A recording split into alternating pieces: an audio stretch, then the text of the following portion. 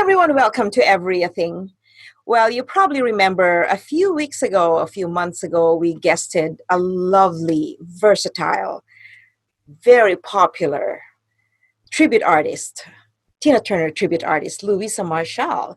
And we had so much fun. We talked about her family, we talked about her music. And if any one of you noticed when Louisa had her concert, a Tina Turner concert or a Louisa Marshall band concert, there is one lady that looks like her, resembles her in many ways, and is just as talented. And I thought, we gotta hear this lady. Not only her singing voice, but we gotta hear her story because she's not only an amazing singer, she has a beautiful story to share, especially because it's COVID pandemic time. Ladies and gentlemen, let's welcome the amazing, very talented, fun to be with, and lovely Tota Mendez. Hi, Tota! Hello. Hi, welcome to the show. Thank you. This is such a Thanks, beautiful Jackie. moment to have you. I can see your Christmas tree. I know it's already here. There you go. Perfect for the season, ladies and gentlemen. We are here to spread cheer. That's COVID right. should never stop us from tradition, from enjoying family gatherings, right? And Right. Tota always gives me that impression of cheerfulness, positivity. It's like she Thank you. doesn't have to go through any difficulties, but actually, under that smile is some very, very serious story that we'd like to share. Because during this pandemic, we always tell people to take care of themselves. We are out there reminding people to not only protect yourself, but protect the community. Wear a mask, be generous, be kind, be 6 feet apart, because there are people who can't wear masks, or there are people who are very vulnerable and may easily get sick if we're not careful. And there are people who've been through a previous pandemic, and this we cannot imagine could be just or even more scary for them. So, Tota, I know Mhm. you've been through SARS. You're a survivor of SARS pandemic. Tell us about that.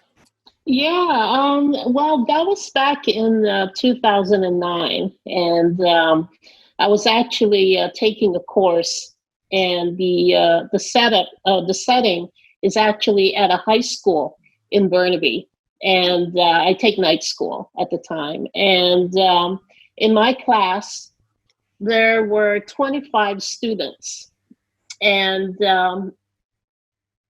when H1N1 first came out, like we're we're not really feeling so scared of the news just because we know it's going to be under control. The government's going to take care of everything.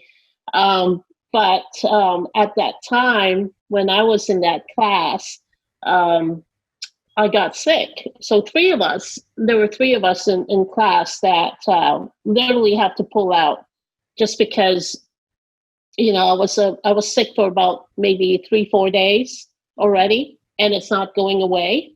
And so I decided to go to the clinic to find out what is going on. And as soon as I described my symptoms, I was asked to go to Royal Columbian right away, as in for emergency. And so I went to Royal Columbian and told the nurse what I was experiencing, gave me a mask, and I was herded in the back of a room. There was like a room full of people wearing masks. Oh, And then they took my testing. And hours later, it was confirmed that I have H1N1. So they did the swab. At the time, the swab was around in my mouth. So literally right on the inside of my cheek and everything. And so when I found out about that, they said I was going to be okay and that they don't think I'm going to be serious. So they sent me home. And so I went to the pharmacy. I remember they gave me a prescription and I went to the pharmacy to pick it up. And it's actually a medication that the government actually provided for free at the time, just for H1N1, sufferers. And so anyway, I went home. That 1 week turned out into 6 weeks. oh my of literally suffering. And I'm talking about red dots, or I don't know what they were, but they were showing under my skin. It was like literally popping from under my flesh right onto the skin, and it's all over my body. I had fevers, I had chills, I was coughing like crazy. My throat and my nostrils were like literally infected. And so every time I breathe air, it hurts. It feels like there's little tiny razors cutting me on the inside and right up to my throat. Literally, I would cry when I tried to breathe. I couldn't breathe. So I was having difficulty breathing. But still, I decided to stay home and deal with it because I wanted to be with my children. But it took me 6 weeks to get over it. A year coughing away, I lost my voice. Like, I literally couldn't sing. I would sing a song halfway through and then my voice would be gone. And in the beginning, I couldn't understand why it was happening. And I finally realized that because I was coughing so much and because I was sick, that it literally ravaged my vocal cords. Like I couldn't, I it was devastating because You're a as a singer. singer, Yeah. yes, and as a singer, it felt like somebody just chopped off my hands. It's like, or took, somebody just grabbed my vocal cord out of my throat.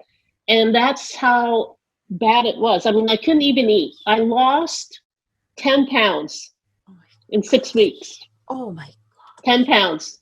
I couldn't eat anything. Anything that I take goes back right up. And I remember I was like sleeping, and my then husband said that he can literally hear my lungs gurgling away. Oh my gosh. Because I was struggling to breathe. I was like trying to breathe while I'm sleeping. So it was really scary. I've never had anything like that in my life. I mean, I've been always sick.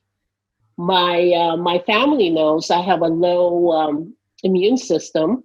I get a cold just like that. And with the H1N1, I thought I was going to die. On my 3rd week, I thought I was going to die. It was painful. It was an experience that I never wanted anyone to go through. And so with the COVID thing, it got me scared because I'm like, well, if I get this, that I'm done. What's left? Exactly. But the funny thing is that a year ago, I decided I'm not going to drink anymore. So I literally stopped drinking. No alcohol, nothing. I saw that. And yes, and I'm up to like almost 2 years now being sober, and I think that really helped me because it did increase my immune system. I feel a lot more healthier than I ever did. And so I was tested once already for COVID because someone at work literally had COVID. And so the people that were in the office that day had to go for testing. I remember I had a runny nose, and not because I had a cold, but because I had allergies. And so I went to the testing site, and they said, do you have what are your symptoms? I said, well, I have a runny nose. It's the only reason why they took the test. So I got tested. It wasn't comfortable at all. I don't like that long Q-tip coming up your nose. I can see you. It's like it was so bad. It was so bad. I don't ever want to go through that. And I was tested negative. That's good. And to think that, yeah. And so I'm thinking, well, you know what? Maybe the vitamins and dropping alcohol pretty much helped for me. And knock on wood, I hope it continues that way. Wow, just hearing your story, I would see people share their stories about COVID, and it's not even as bad as yours. I didn't realize your symptoms, what you went through, are almost like COVID symptoms. Like, no wonder. COVID. This is also, Yes. right? Yeah.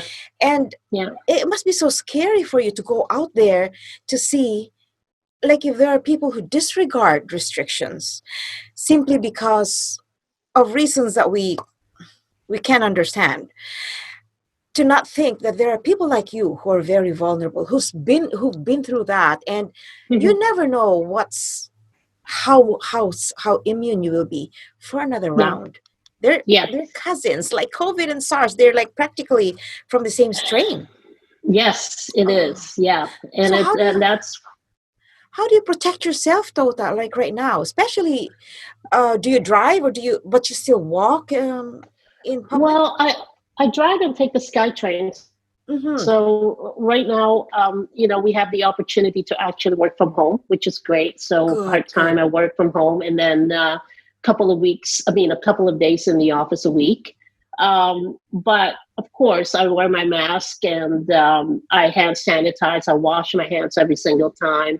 I keep Yes. my distance, and I seriously, seriously believe that it works Oh, that's because the people beautiful. that because the people that I know that eventually ended up getting COVID are the ones that don't really, the ones that really disregard what they need to do for their safety.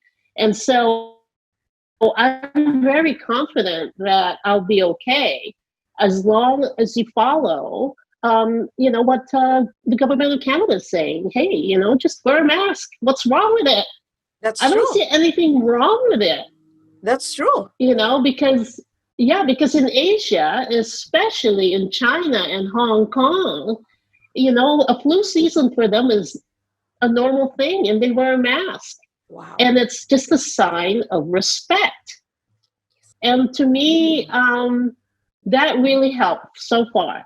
I have been really lucky, and I hope it stays that way until this is over. Until we never I know when it's seriously, over. I know that's the thing. I mean, Oh we're my thinking. gosh. I was very optimistic in the beginning. I was thinking, oh, I'll be over by April. And then May comes along, June, July, August. Now it's wave two, right? Yeah, it is wave two. Yeah, yeah. And that's exactly why I thought that you would be the perfect guest for this message, because of Thank what you. you've been through. You Hmm. represent a segment in our community that is very vulnerable, plus Yeah, the fact yeah, that you follow restrictions, and now you're yeah, saying that you know of people who have gotten sick of COVID because they didn't follow. It's just as I say, three yeah. W's: watch your distance, wash your hands, and wear a mask. Like, Yes, it's exactly. Yeah. not hard, No. and examples like you're showing are proof, right? That if you Yes. just simply take it as a science, it's an illness, it's a virus, there's Yeah. nothing else beyond that, because we Yeah. all okay. Yes. And I know Exactly. it's hard for singers too, because Yes. I know you're like, oh, we've watched your concerts, and I can just imagine how huge a part of your life must be missing because you're not on stage. And I would see how you would express your frustration, of course, that you can't sing. Yeah. You probably sing at home, but what else do you do just to keep yourself busy because you can't? Do you have an outlet? Like, do you have an option? You can't sing on stage. What do you do?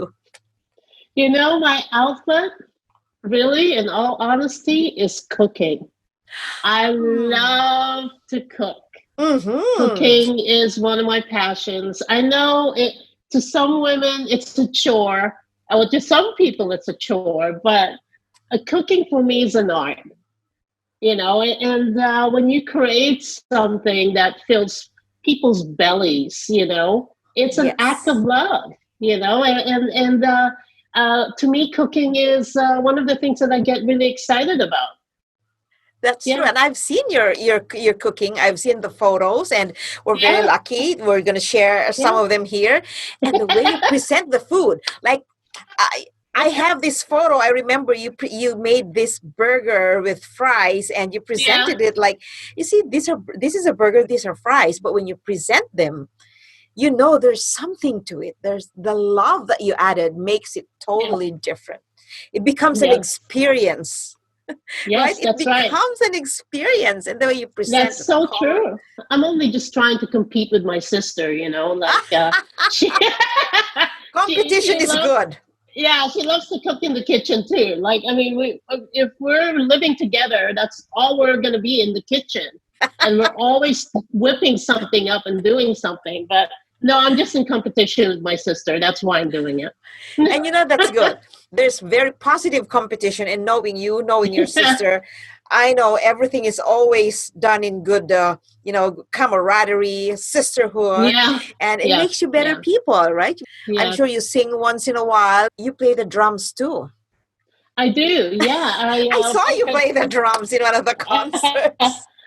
yeah, I I actually, I used to play drums in high school. I was a drummer in high school on my first year. Wow. Um, I have a bit of stage fright, and so at the time when I was younger, singing was not a thing for me. I wanted to do something that would protect me from the audience. Oh, And what would that be? Sitting behind the drums. Then that way, I'm right behind the kit. I'm surrounded by drums, drums. and I don't see anybody out there. But I remember I joined a talent competition Hmm. in elementary school, and I sang on stage, and I looked at the judges' faces, and they're all smiling at me, and that triggered my stage fright. I Oh, totally got scared. And I literally dropped my mic and walked off the stage. Halfway through the song, I walked off the stage. oh my gosh. Yeah, I cried, because I thought I was doing so well, Yeah. but then the fear sets in, and that's when I ended up just walking away and not finishing the song, and I was just like terrified, but I'm okay now. Of course, of Yeah. course. But wow, you can see how fear can actually affect you, right? Even if you're so Yeah, talented, if fear gets over you, you yeah, never know what yeah, you're going to do. Well, what yeah. made you come back to singing despite what happened? Well, music still runs in my blood. I mean, it's a religion. It's an addiction. I have told my sister many times, I'm not singing anymore. I'm quitting the band. I was like on and off with the band. And I think part of that is because of my frustration that I can't finish a song. And the reason being is because I know here it was affected by H1N1. And so I thought it was just me. I thought I was failing. I thought, oh, maybe I'm just getting old. But now I have been vocalizing, I've been practicing, I've been singing 20 minutes a day. Um, when ever since I quit drinking, my voice gradually started coming back. And I needed that because of the shows that we're doing now. So yeah, that's what um, made me really come back, and it's a motivation for me to actually sing again. And to me, it's making people happy. I think that's the Aw. most important thing. And we Yeah. are, just watching you guys on stage, the music that you bring, the music Thank that you. you relive. Yeah. Relive the Yeah. music. Oh my gosh, we are missing all of that. But as I said, Yeah. when COVID took over and you posted that you won't be doing concerts for a while, I remembered I said thank you for the music, because you never know when you will need to hear those in your memory. Like right That's now, right. we're hearing Yeah. in memory or YouTube or whatever, because we can't see you Mhm. live. But Yeah. right, this episode of yours turned out to be a good lesson for so many, like sharing your Mhm. alcohol story. So we're hoping the viewers Mhm. learn a lot from this and how you're Yeah. living Yeah. with the pandemic, because Yes. you can't avoid it. It's here. You have to live your life, and no matter how afraid you are, right? You face Yes. it, Yeah. and That's right. Hopefully, your yeah. story will encourage all those who think that not wearing a mask will not affect anyone. It is very important for people who can get Yeah. sick, and Yes. worse, who Oh yeah, and you need to really take care of yourself, especially now. You will need your lungs. oh my Definitely gosh, will yes. need your lungs. And we're talking about years of me and my sister playing in bars, and we're talking about the 80s. Well, my sister from the 70s, the 80s, and part of the 90s, where people were literally smoking. We're secondhand smokers. And so, as a secondhand smoker, when I got sick with H1N1, I knew I was in trouble. Oh my I gosh. knew my lungs were like shot. And I remember my doctor telling me, um, don't be surprised if you're always sick after this, because right now your immune system is shot by the virus. And it took me 10 years to actually work on it. In the beginning, I was very stubborn about it. I'm like, I got better now, but I was coughing for the whole year. That to me isn't being better. That to me is like the virus is still there. It just won't go away. And with COVID, I seriously believe that it's totally out of control, and that people really need to realize that once it hits you, it's going to hit you mildly or it's going to hit you hard. Yeah. And that's why you still have to be careful Yeah. regardless, because it Wow. hit me hard with H1N1. Yeah. Like, that's 6 weeks of hell. Oh my gosh. And you never know what's going to happen to you. You Yeah. just start. Wow. So we really hope that our viewers learn a lot from this story. Thank you, Tota, for sharing your story. You're And welcome, Jackie. I'm very privileged to be able to hear it from someone who went through a lot under SARS and who has to go through this pandemic. You're almost living in fear, and still you're Yeah. out there. You still Mm-hmm. smile. Your Yeah. posts are very positive. No one will ever know Thank you've been you. coughing like crazy for 10 years I and know. fighting. Tell me about it. Well, just to let you know, I'm not perfect, but I don't really want to, I mean, nobody's perfect. And, there'll be days that I'll be like completely down, and I'm just angry and sad at the same time. But I mean, these are the things that I don't really share online. But Yes. I feel like my platform is to make people feel better. And I'm sure it's going to be okay. I mean, there was a time that I did post something about mental health awareness, and it's okay not to be okay. And Yes. so, and it's always good to remind people that. And I think because I'm a regular goof, which I always am. It just reflects my personality on Facebook and how I literally live my life. And to me, even though I went through that hell for 6 weeks with H1N1, that was a lesson for me. It's a lesson.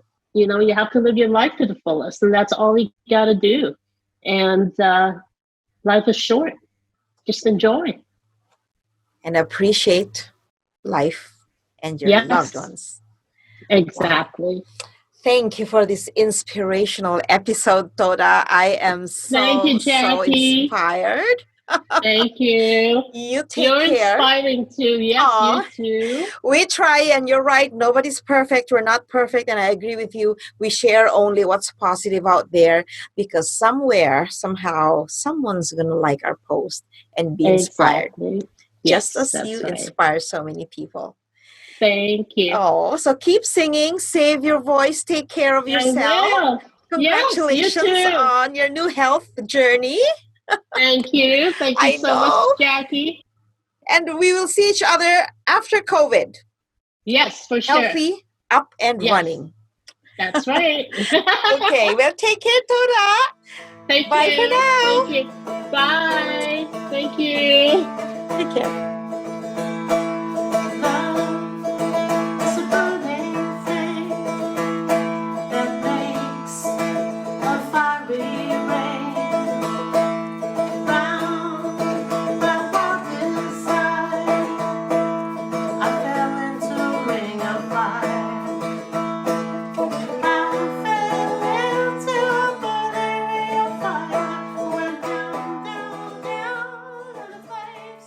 Thank you once again, Tota, for joining us on the show. We're hoping that your story will inspire so many people to be more careful, to take care of themselves, and to take care of others. We can't imagine the fear that you have to go through every single day you're out there, considering that you have gone through a very, very deadly pandemic in the past and that you have to go through it again this time. Truly, life is precious, and we never really know how valuable our life is until something hits us really hard. And we're lucky to be alive. So, to everyone, you take care. Make sure to follow the three W's: wear a mask, wash your hands, watch your distance, 6 feet away. Until we're done with COVID, until we have a vaccine, it is our duty to take care of one another and be responsible and respectful of everyone. Take care. Bye for now.